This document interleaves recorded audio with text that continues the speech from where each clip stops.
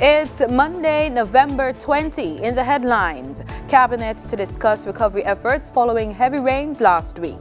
In business news, we bring this week's Young Boss plus your usual market updates. Regionally, Guyana's government engaging foreign partners to keep sovereignty and territorial integrity intact. Internationally, a look at the life of former U.S. First Lady Rosalynn Carter. And in sports, Reggae Boys to play Canada in CONCACAF Nations League quarterfinals. This is the news on PBC Jamaica. I'm Simone Absalom Gale.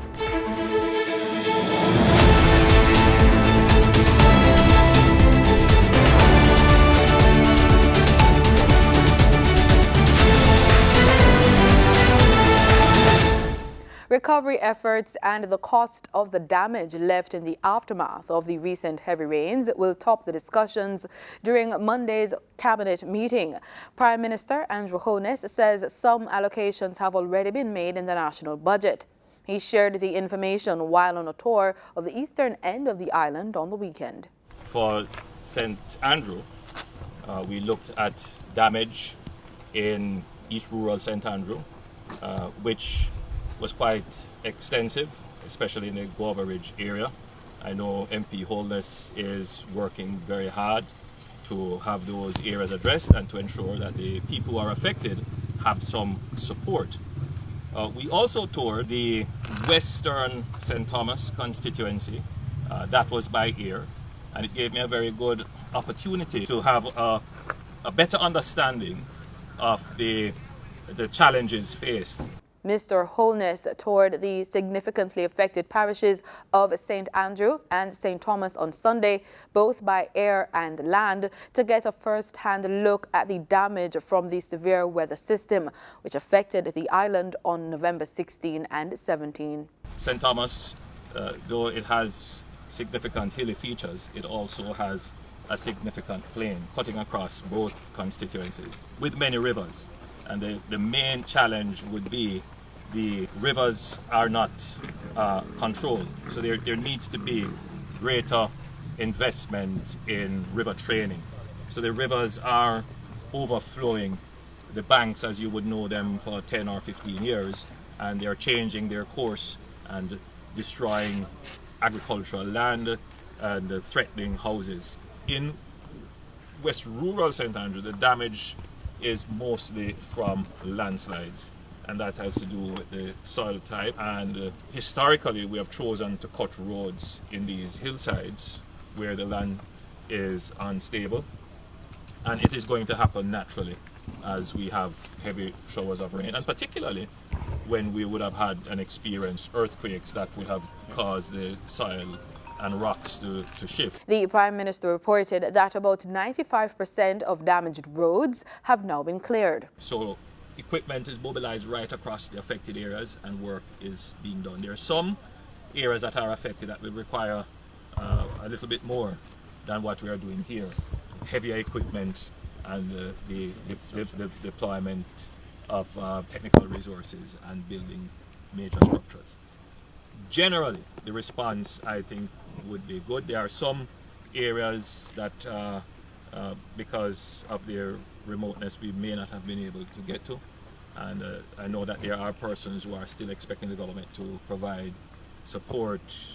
St. Thomas is one of the most severely impacted parishes following the passage of potential tropical cyclone 22 last week. Farmers in that parish were particularly affected. However, Prime Minister Andrew Holness, after speaking with several farmers, has hailed their resilience. Because this is the second time I'm losing the capital because I lost some pepper over there before I could even reap it because I see what. The cassava is really very sensitive. Very sensitive. To because it's the time for it to be harvested. Yes. So you want to get it out of the field. You might still want to try and get it out of the field as much as you can. Noting that the parish is showing great potential in agriculture, Mr. Holness said the government will be trying to assist the farmers to recover the losses from last week's severe weather system. He says that efforts will be made to ensure that farmers can get back into the field as quickly as possible. Condolences are coming following the passing of Professor Winston Davidson, one of the most renowned public health experts in Jamaica. He died Sunday morning at the University Hospital of the West Indies. He served as Professor of Public Health and Health Technology and head of the University of Technology School of Public Health and Health Technology. Professor Davidson was also a telemedicine research pioneer. Professor Davidson received several honors and awards in recognition of his work, including Commander of the Order of Distinction for Services to Medicine in 2003 and the Pearl Award for more than 30 years of distinguished and outstanding service to the people of Jamaica. Tax Administration Jamaica wishes to advise the public that it has extended the closure of the Anoto Bay Tax Office located in St. Mary. The TAJ explained in a release that the decision has become necessary as the building has been determined structurally compromised by the structural engineer, which is a result of the 5.6 earthquake event earlier this month. The public is therefore advised that they may use the tax offices, including Buff Bay, as alternative locations to do their business. Customers are also reminded that several services are available online via TAJ's website at www.jamaicatax.gov.jm. These include the payment of property tax, motor vehicle certificate of fitness fee, driver's license renewal fee payment, traffic ticket fines, business-related taxes and fees. Additionally, persons may query their property tax liability, initiate an application for a taxpayer registration number, TRN, or apply for a tax compliance certificate, TCC. For further information, persons may contact the Tax Administration's Customer Care Center at 888-TAX-HELP. That's 888-829-4357, toll free. Time now for the Business Report with Danita Rodney.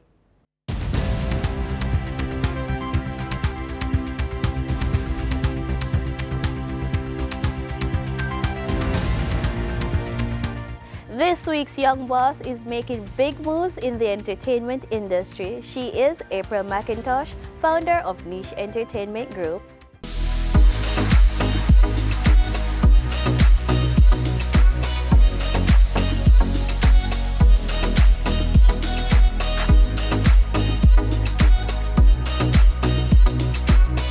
Hi, my name is April McIntosh and I'm the CEO of Niche Entertainment Group.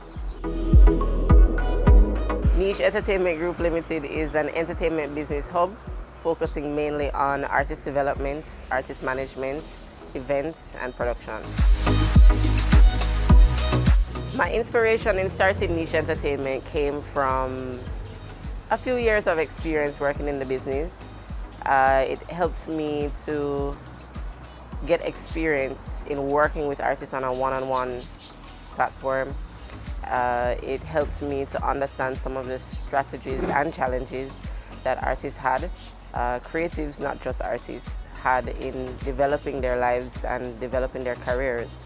And I found my niche in specializing in that area, working on the areas that were difficult or that they didn't understand at that time, breaking down, getting them to understand what it meant, how important it was, and to merge that with the actual industry so that they could become the artists that they deem necessary to become. The response has been received very well. I think most of us in the industry are very appreciative of individuals who come in to help nurture and develop, as opposed to just coming at a point where I've already gotten to a certain point in my career and I want to take you further and grow with you from there. I think there is a level of appreciation from artists or creatives on a whole who find balance and value in you building with them from the ground up. So most, if not all, of our clients have been appreciative in some way. Some of the artists or companies that we've worked with to develop artists would have been Voicemail, Chevron, who is now known as Choir. We have Frankie Music Productions. We have worked with Bella Blair, 5 Star, Celestial, Manine, a young lady by the name of Nikaika Music. We also, well, most people would know us now by Rasai. He's the artist that we did a few years artist development with, and is now protruding in the industry, in the reggae charts at least. So yeah, that names some of the artists that we have. To be honest, when we started out 10 years ago, we did not implement a heavy social media strategy for the company. We did, however, find it very important at that time to highlight it for our clients. We were more a private entity, boutique, entity that we didn't want to, at the time, branch out too much. We wanted to work with the small group of artists that we had. But over time, we have moved with the times and we have realized the importance of having it. When it comes on to our clients, though, it is not just the social media aspect of marketing that we focus on. There are other aspects of it that need to be in place for every creative. Other forms of marketing that we encourage with our creatives is traditional marketing. We also focus on not just locally marketing our artists, but also internationally, or depending on their markets and where their career, where they have decided their career path should lead them, we tend to target markets based on those things and work with them to achieving those goals. So it's not just social media.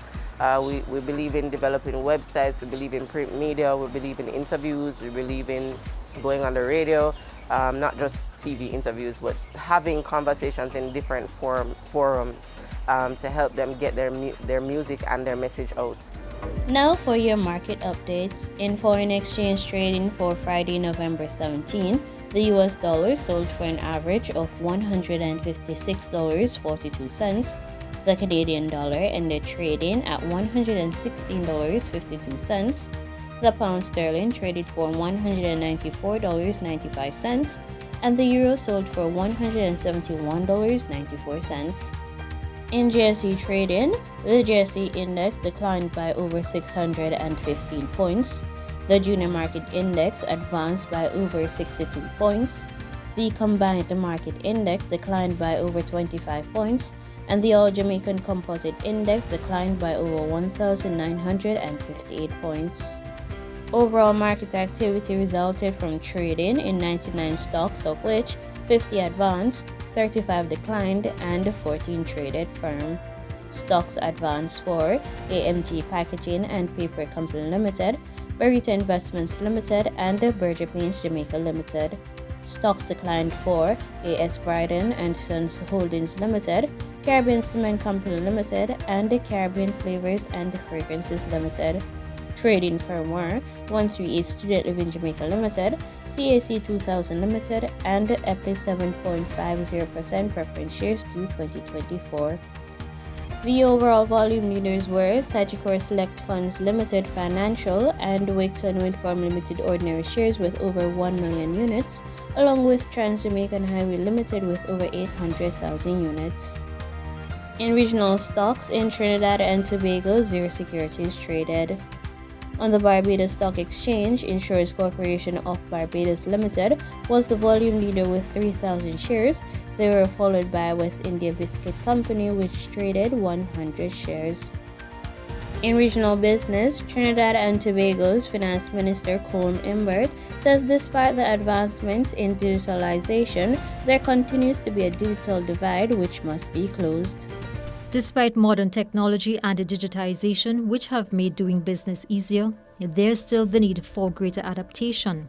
This from Finance Minister Colm Imbert, who says in this regard, businesses still have a way to go in achieving their optimum potential. The International Financial Center actually just completed a survey of digital inclusion, financial inclusion in particular, in the digital sense.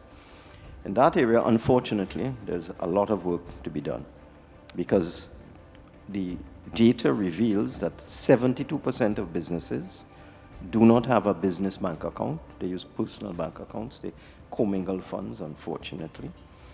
88% of businesses do not accept digital payments, believe it or not. This is in Trinidad and Tobago.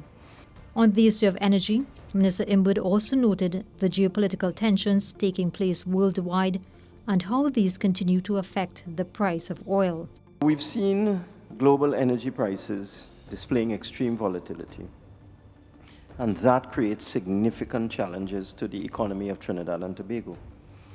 For example, when the Israel-Hamas war began 1 month ago, persons who are not students of the factors that affect oil prices here and abroad predicted that oil would quickly cross $100 per barrel. Yet this morning, the price of oil is struggling at around $75 a barrel. Despite this, Minister Imwood says TNT's economy remains resilient. He was speaking earlier today at day 2 of a conference hosted by the Institute of Chartered Accountants of Trinidad and Tobago.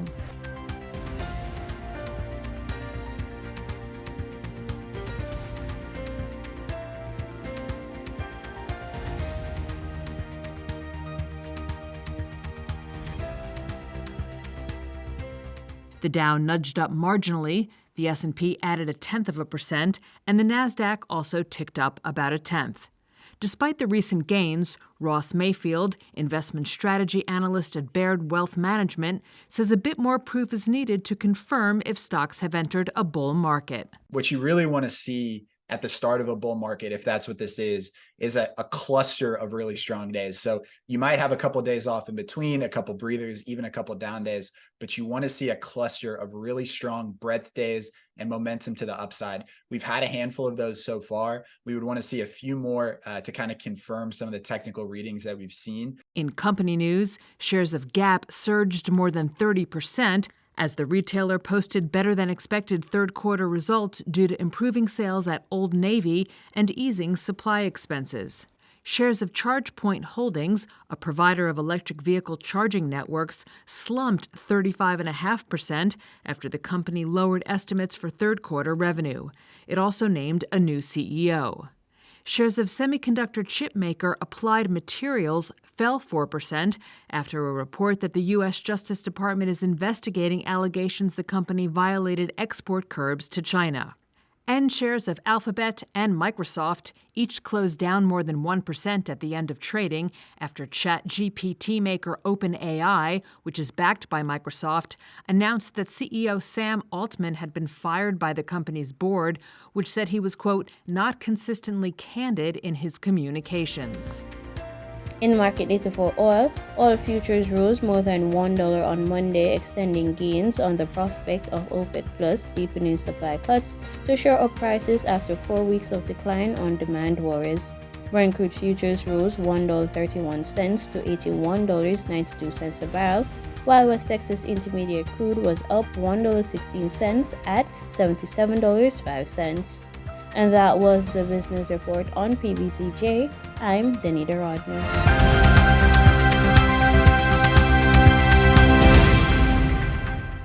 In regional news, President Dr. Irfan Ali has asked Guyanese to trust that the government is doing all it can to favorably resolve the border controversy with Venezuela and protect the country from any future aggressions from the Spanish-speaking nation.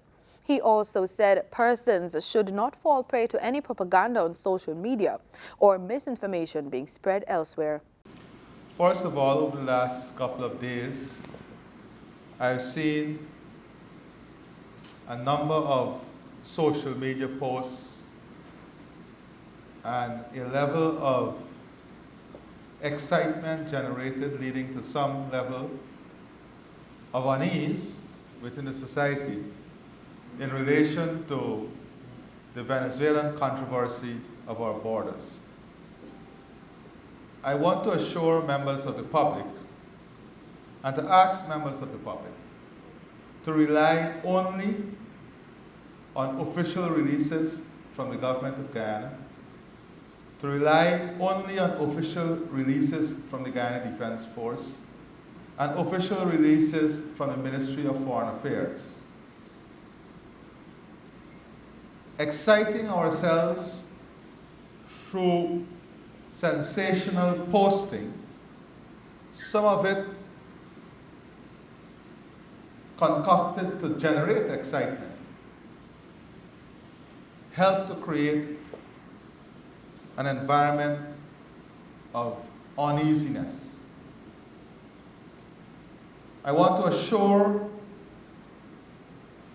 members of the public, every Guyanese, that the work we are doing, the tireless work we are doing over the last couple of weeks at different levels is not only bearing fruit, but has enabled us to strengthen our relationship with our partners and enable us to ensure that our partners are fully aware with every aspect of the Venezuelan controversy. At the level of the Foreign Ministry, there has been continuous engagement with foreign ministers in the region and outside of the region. At the level of the Guyana Defense Force, there has been an aggressive communication strategy, an aggressive partnership, visiting, exchange of information between the Guyana Defense Force, the Chief of Staff himself, and other chiefs in the region and outside of the region. And this has been going on at a rapid and continuous pace. In other news from Guyana, Vice President Dr. Brad Jagdeo has emphatically stated that there is no tolerance for the abuse of Venezuelans or any migrants in Guyana. He has also rejected the statements made by Venezuelan Vice President Delcy Rodriguez at the International Court of Justice. Tiana Cole has the details in this report. Venezuelan Vice President Delcy Rodriguez said that Guyana is inciting xenophobia and persecuting Venezuelan migrants who are residing here is in violation of international human rights law during our submissions before the World Court on Wednesday. According to Merriam-Webster, xenophobia is the fear and hatred of strangers or foreigners or of anything that is strange or foreign. Jagdeo, however, has outright rejected this claim. During his press conference at Freedom House on Thursday, Jagdeo said the government has made sure that as long as they follow Guyana's law, all Venezuelans who reside here, whether they are Guyanese citizens or Guyanese descent, are treated with decency and respect. Vice President Delcy Rodriguez make a number of statements in our usual fashion that are misleading, very, very misleading. We have condemned this from the government. Several times I have even gotten into trouble with the opposition for condemning xenophobia and maltreatment of Venezuelans living here.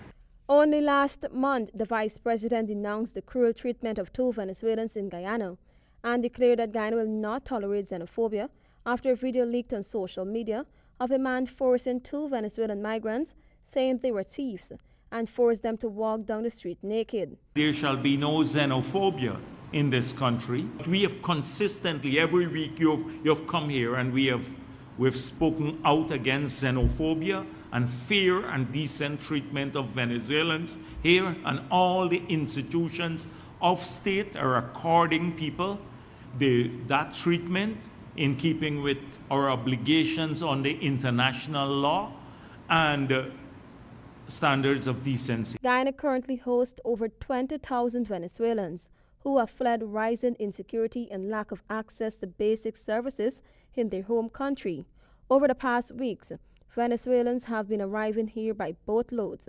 Once they arrive, these migrants are processed by immigration and are allowed to go off to family members living in Guyana. Tiana Ko reporting for the HGP Nightly News. On the matter of new investments in tourism in St. Kitts, former ministers of government and leaders in the current opposition party, the People's Action Movement, heavily criticized what they say is a lack of new tourism investment on the island. Sean Richards, political leader of PAM, and Jonel Powell, deputy political leader, believe that the current Labour-led administration is coming up short on tourism investment. Whether you look in the Frigate area, the Southeast Peninsula area, the rural areas, you don't see one single tourism project taking place in this country because the investor confidence is not there. Locals aren't investing. Foreigners are not investing. No one is investing. And maybe after this press conference, you're going to hear next week lie that we're getting this particular hotel project or we're getting, because each and every time you speak about what is not happening, they come with some different fancy story. And when you begin to check the fancy stories, you recognize still nothing ain't kicking. According to the young people, not what kick. Not a thing a kick. All you hear about, more ill.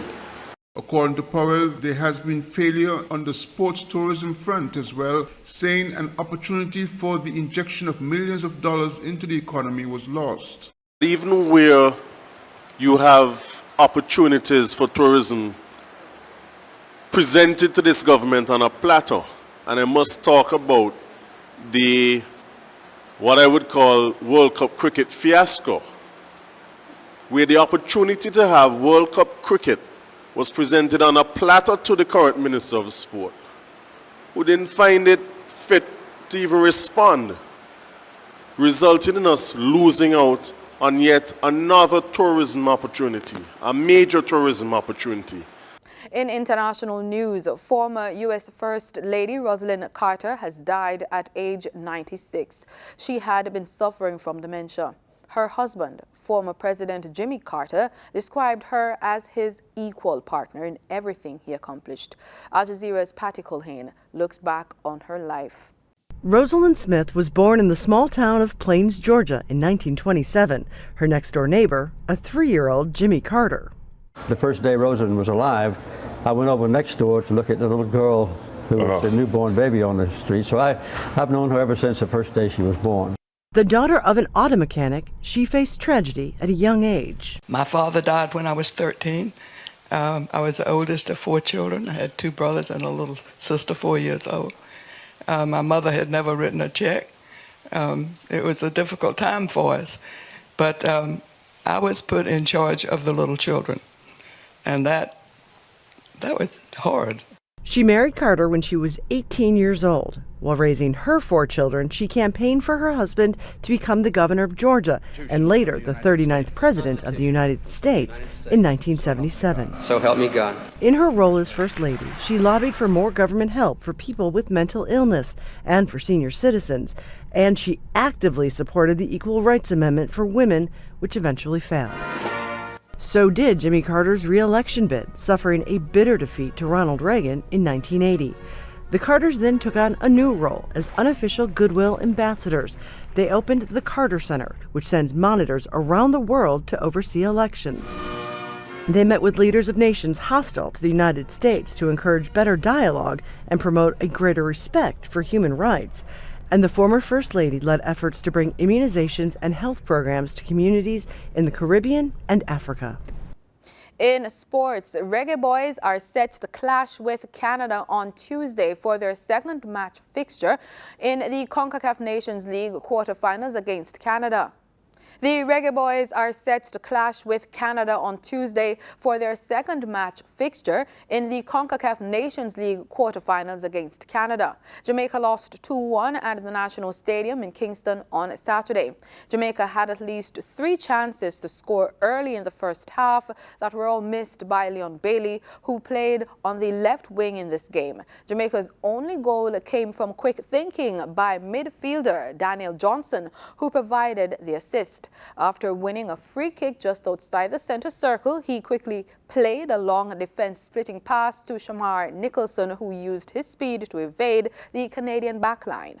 And that's it for the news on PBCJ. Thanks for watching.